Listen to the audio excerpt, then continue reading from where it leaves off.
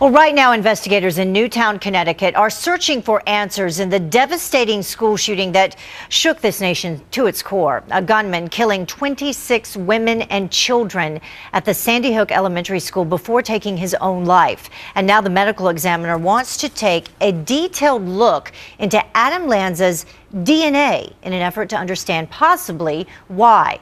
Joining us is Dr. Richard Firshein. He is from the Firshein Center for Comprehensive Medicine. Thank you so much for joining us. Thank you.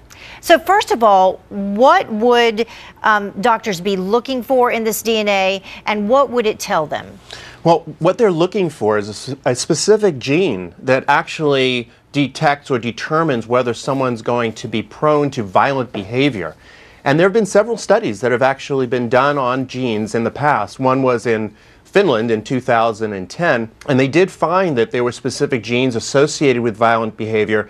Another in 2008, which identified something called a warrior gene, present in about 30% of men, also seems to predispose people to violent behavior. So you're talking about a genetic mutation.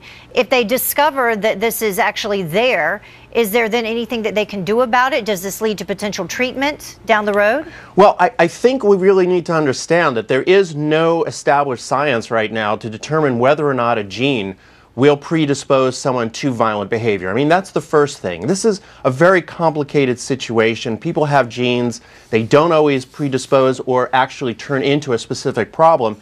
And in this case, if someone were to be found to have a gene, and this is a needle in a haystack, it might give some clues as to whether or not someone might or other people might be predisposed to this kind of crime. And this would be a first-of-a-kind study or a first-of-a-kind research to be done?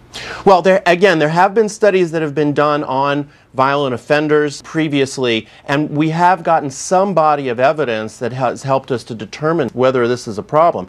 Where it's more established, where we are doing genetic testing, where it's been incredibly valuable, is in determining predisposing conditions such as Tay-Sachs disease, or whether or not someone will end up with sickle cell anemia. When we can learn about whether or not someone's predisposed potentially to Alzheimer's or cancer, it gets a little bit more controversial, and this particular area probably the most controversial of all. And there are concerns, though, with this type of research being done.